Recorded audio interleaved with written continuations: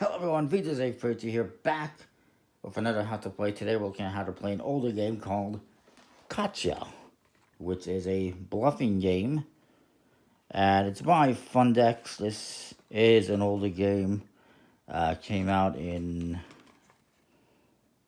89, it says 1989 to be exact. So there's no confusion 100 years in the future what 89 I'm talking about. If this video still exists 100 years in the future. Anyways, you can find this on eBay. It is a bluffing game. You get a deck of cards, and that is it. It's 108 cards with cards numbered 1 through 10. There's 3 different colors, but the colors are really irrelevant in the grand scheme of things. But I thought I would point that out. Definitely a retro style to it. There's also some specialty cards. And I should mention there's 8 each of these numbers, 1 through 10. It's important to note. There is 4 of these skip cards, which, as you can probably guess, are used to skip an opponent. And I've set up the game here for 3 players. It is, I believe it said it was 2 to 8 players or something like that, if I recall correctly. It says here somewhere. Just bear with me a second. 2 to 8 players, yes. It doesn't say an age, but I think it's geared more towards an older age. I guess 8 and up, whatever, I suppose. But you got these skip cards for them. And, of course, they're used to skip an opponent. And you can choose which opponent to skip. So if let's say this is my hand here, and I'm playing, and I play this, I can say I'm going to skip this person. I don't have to skip the next person to my left. I can skip anyone I want. But that play can only be skipped once. So if I skip this person, and then this player plays a skip card, they cannot skip this person. They would have to skip me or somebody else. You also have some reverse cards. And if you're familiar with Uno and other games that have reverse cards, you know what these do. There's 4 of these, and they're used to reverse the direction of gameplay. And then there's wild cards, and there are 20 of these wild cards, and these wild cards can just be used as any number at any time. The object of the game, I should probably mention, is to obviously get rid of the cards in your hand. But it's a little bit more secretive than when you're doing Uno. So each player is going to get 10 cards. I've already dealt them out, just to speed things up a little bit. You don't want to see me dealing out cards, I'm sure. I do that enough in these videos. And so one person's going to deal the cards out. They'll be the dealer. And then just set the rest of the cards down as a draw pile. Person to the left of the dealer plays first. And the team is playing cards in numerical order, theoretically.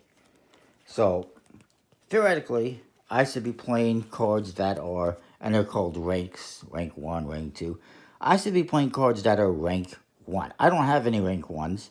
So I'm going to play 3, I'm going to say this, I'm going to say these are 3 rank 1s.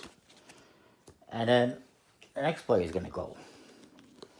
And they're going to say 2 rank 2s, and they're not rank 2s. I guess we just keep these separate, I suppose. And then this next player is going to go, he's going to say, okay, I got 3 rank 3s. And you're going to go in numerical order, then I might say, no, I have 2 rank 4s. And then this guy is going to play, let's say he plays these 2 7s as a rank 5. If at any point in time a player thinks a person is not being truthful, they can say, gotcha. And I would look at the cards. They're not 5s, like you said they were. And they would have to take those back, if I recall correctly.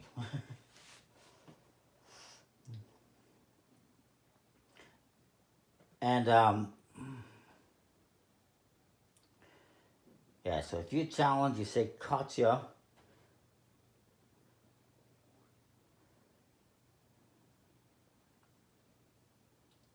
I should have looked at this before, and it's been a while since I looked at it. Um,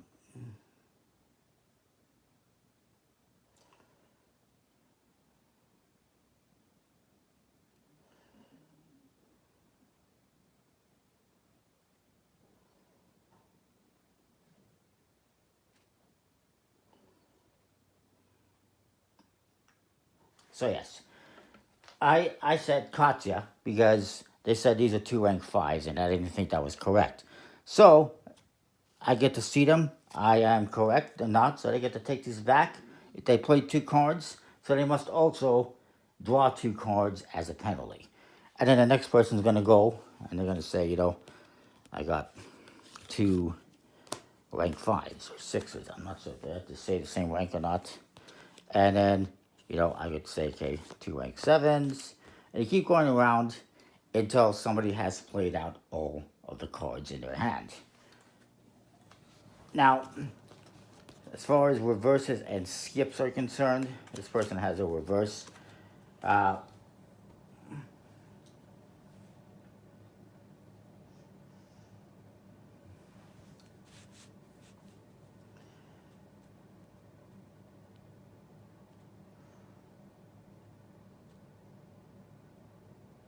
so in order to play this, let's see, we were on whatever, I think rank 7 or something. This guy's going to say, okay, I got two rank 8s. And then after they do that, they could say, and I'm going to reverse. And so, they play the reverse, we'll just say it's going into a discard pile here. It reversed the direction. So we were going this way, obviously reverse the direction, so it's going to come back to me. And then I'm going to have to play the next card. And then this person had a skip. So it's the same thing. Let's say they play one rank 9, and then they played a skip card. You can only play reverse to a skip card after you have played cards. And then they're going to say, you know what, I'm going to skip this person over here. And that is basically the gist of it. It's pretty straightforward. It's similar to a game like Uno where you're trying to get rid of all your cards and there's skips and reverses and wild cards, except that you don't know what people are actually playing. You have to try to see if they're bluffing or not. If you catch them bluffing, they got to take those cards back and draw the same amount of cards. Like I said, this person played two cards. They got caught, so they had to take them back. And they had to draw two cards into their hand.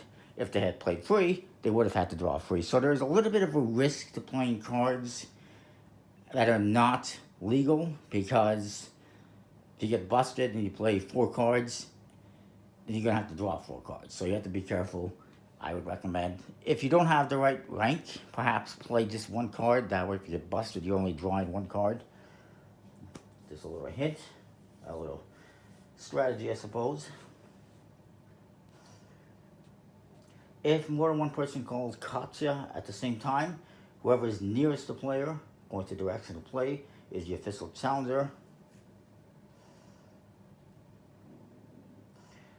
And also it says you don't have to pause for a long period of time between each play. You can just keep drawing cards down, but obviously taking turns.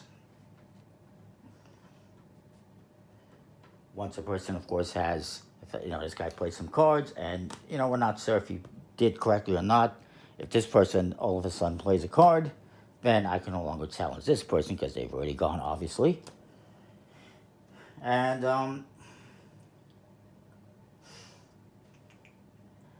I should mention, let's say we're on rank 10, and I have an 8 and a 10. And I say, okay, rank 10, two rank 10s.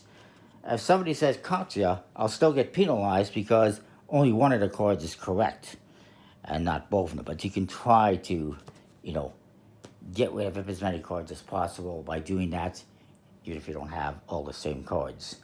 So that is Katya. It's, again, fairly straightforward, I do believe. Now, also, it says that you can actually pass a turn. So if it comes around to me and I don't have anything, maybe it's rank 4, and I don't have any rank 4s, I can say pass, and play will pass to the next person.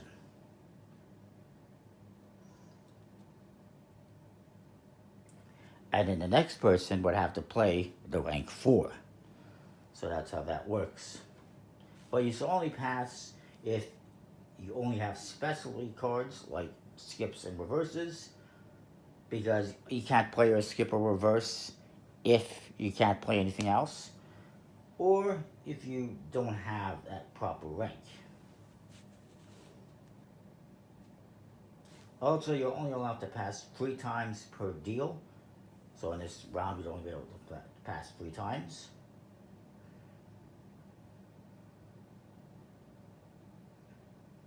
If a player passes more than 3 times, then they must draw 1 card in order to pass again. Now,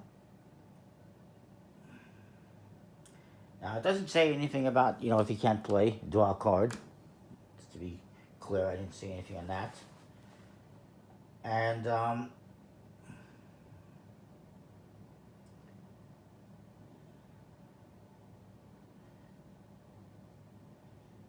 yeah, and to go out, going out is interesting as well. So let's say I'm on, let's just say I got these cards left. Let's say it comes around to me and it's next is rank 7. Well, guess what? The last cards when you go out, you have to play face up. So I can't say 2 rank 7 because that's not a rank 7. I could go 1 rank 7, but there is that. So whenever you go out, your last cards have to go face up and they have to match the rank. So there's a little bit of a challenge in that as well. You can't just go out by playing your last cards. They have to be the correct ones. So there is that as well to mention. And yeah, the cards, there is some scoring. And you're trying to have the lowest score possible at the end of, I believe it was 6 rounds. 5 rounds, something like that.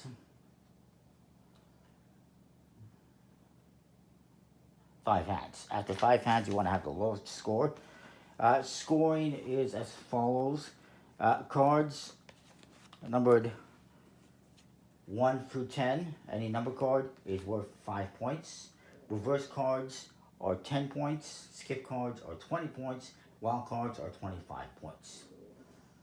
And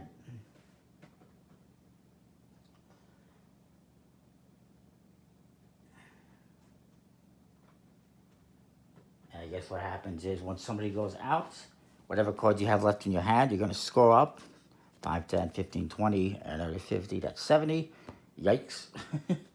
And whoever has the lowest score after 5 hands wins. So that is that. It's pretty interesting. There's a little bit of challenge, a little bit of skill, because you have to be able to go out with the cards face up at the end, and you don't want to get caught playing cards incorrectly. It's pretty interesting. It's definitely unique. That is Katya. Comment, like, subscribe. Let me know what you think. I will see you next time with more Face Bobs.